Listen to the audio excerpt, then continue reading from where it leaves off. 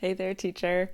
Here are 6 ideas to help you completely transform your online teaching career this year.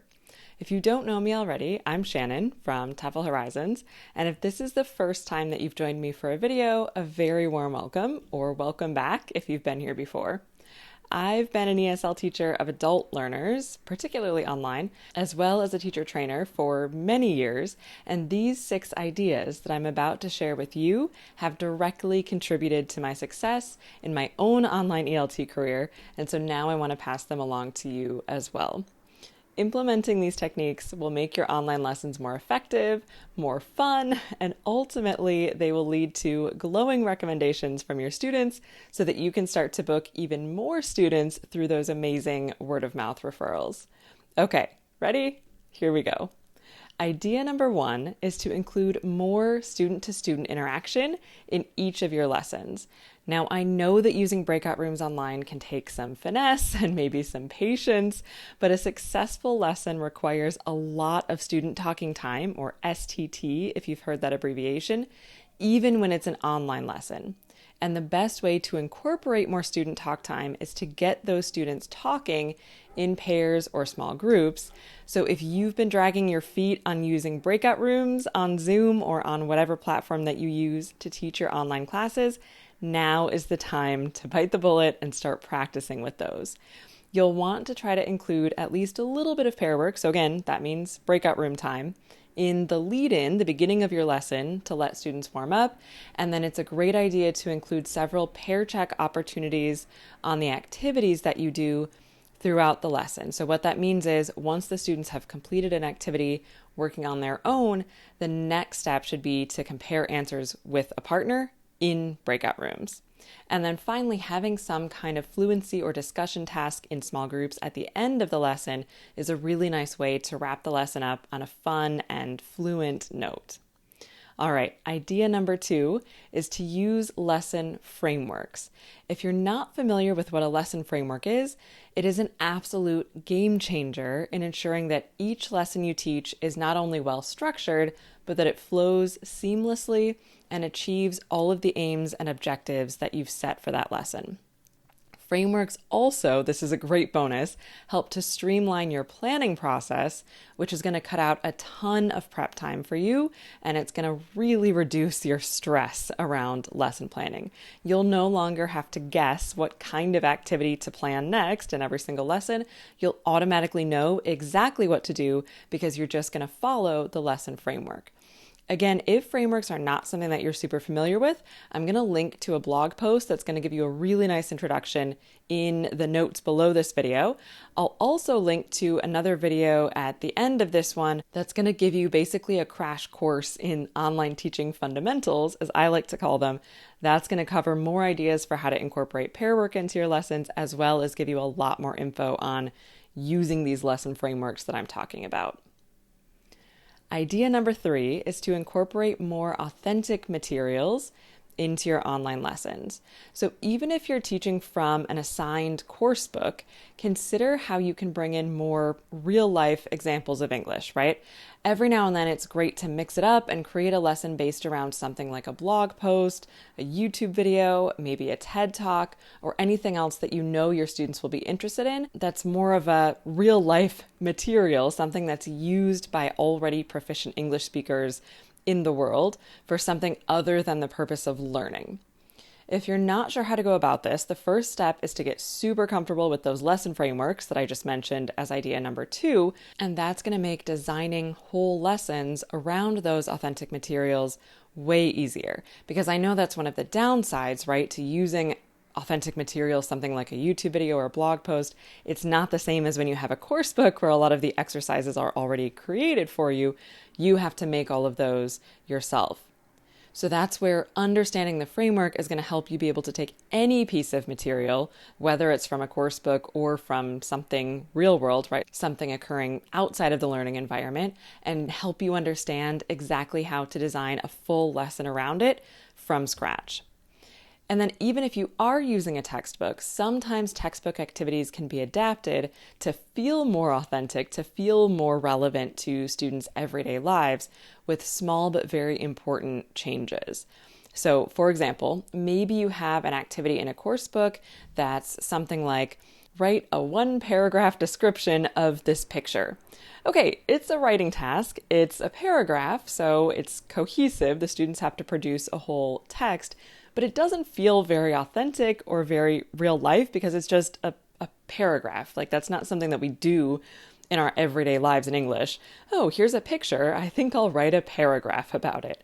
So if you adapt it to something that's similar, but has some kind of real world application, for example, instead of write a paragraph describing this picture, what if you changed it to write an Instagram caption for this picture, or write a Facebook post accompanying this picture? It becomes much more fun, much more relevant to something that the students would actually do in life, and a lot more motivating and authentic. Idea number 4 is to make your activities more communicative. One of the very best ways to get your students talking and keep your students talking is to give them activities that have something called a communicative goal. So this means that if you want to do a longer fluency activity, you're going to want it to feel a bit more task-based or project-based rather than something that's just a simple back and forth discussion. So what I mean by this is, let's compare 2 different versions of an activity. Version 1 is tell your partner about your dream vacation. So in this case, the students need to talk in pairs or small groups, which is great. It's still promoting fluent, personalized speech, but there's no real communicative goal here. If I'm one of the students, I share my dream vacation with my partner shares their dream vacation destination with me, but we don't actually have to understand each other in order to progress in the activity. So even if I'm not even listening to what my partner says, I can just kind of zone out while they're talking, and then when it's my turn, share my idea, and we're done. So there's nothing that really pushes the activity forward, and there's nothing that makes it communicative in the sense that we don't really have to listen to or understand each other or collaborate on that task in any way, even though it's interactive in that we're talking to each other. Let's contrast that with version B or version 2 of that task. We're going to change it a little bit. And now we're going to say, work together with your partner to plan your dream vacation together. So by creating this hypothetical situation, the students need to travel together with their partner. And remember, these are adult humans. They're going to understand that this is imaginary. It's just for fun. You can communicate to them that they're not actually planning a real vacation and they have to travel with this person that they might not know very well in their English class. By asking the students to have fun with this hypothetical situation of planning a vacation together, the same vacation, they have to come to agreement, and that is the communicative goal.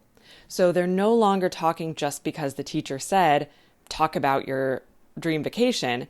Now they're talking because they have a project to do. They have to come up with this plan together, and they can't stop talking until they have their plan in place. So this communicative goal is what is going to drive the activity forward. It gives the students a reason to listen to each other, to communicate, because as one of the students, I need to evaluate my partner's ideas, see if I agree, see if I have different suggestions, right? So that together we come to this consensus. Just to be clear, not every single activity or task in your lesson necessarily needs to have a communicative goal. If it's just a quick lead-in discussion or just a 5-minute conversation, maybe at the end of a reading lesson or something like that, it's fine to have the students just do discussion questions together in breakout rooms. But if you do want to have a longer, more authentic feeling speaking activity, integrating this communicative goal is absolutely going to transform your lesson and your students' motivation. Idea number 5 is to integrate more asynchronous learning opportunities into your online course. So a big source of frustration for both students and teachers is when the students feel like they're just not progressing or improving in their English abilities as quickly as they would like. A great way to help them with this is to figure out a way to get them to use English more frequently outside of class, in between lessons. This is going to allow them to see even more progress with their English in class and just build their confidence faster either way. So think about how you can provide your students with some extra learning opportunities in between your lessons. Maybe you send out an interesting article for students to read before class, and then you can actually discuss the article during your lesson. Or maybe you teach your students some listening comprehension strategies during the class, and then you assign some fun video clips to watch as homework so they can practice those activities on their own. So this doesn't have to be just worksheets or grammar exercises, fill in the blank activities. It can be things that are enjoyable for your students, like listening to a podcast on a topic that they like, or watching their favorite Netflix series, but in English, maybe without subtitles, maybe incorporating some listening comprehension strategies that you've worked on together.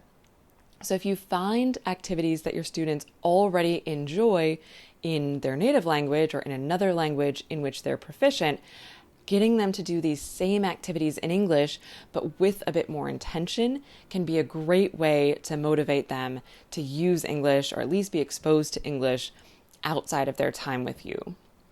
And finally, idea number 6 is a little more about you and your teaching career than just your students' experience. Idea number 6 is to go freelance. So if you haven't already, I would urge you to consider going freelance and working for yourself as an online ESL teacher. The fact that you've already, or that you're planning to, take your lessons online means that you have this amazing opportunity to market your teaching services to students all over the world. You're no longer dependent on just being able to find local students in your physical location. You can now reach students around the globe because we're virtual.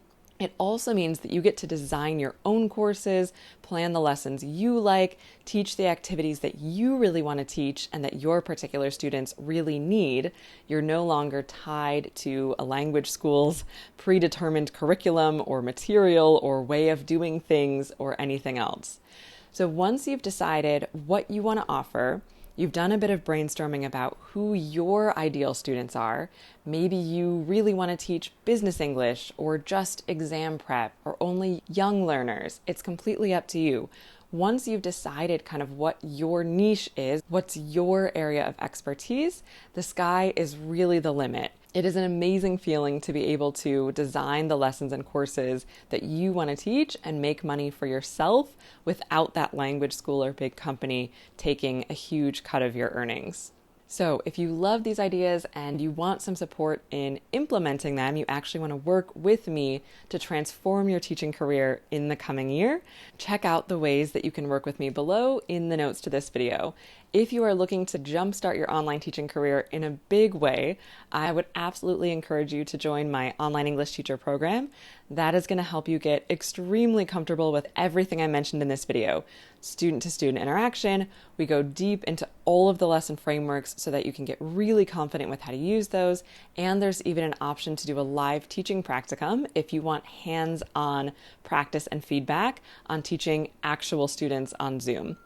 If you're not quite ready for all of that and you just want to dip your toe in a little bit and still get support from me, as well as learning with an amazing community of peers around the world, then you could check out my membership. With the TEFL Horizons membership, you get a free lesson plan every single month, a free live training session with me every single month on Zoom, as well as a bunch of other amazing resources. If you have any questions, feel free to leave me a comment on this video and let me know which of these ideas you're most excited about implementing in your own teaching this year.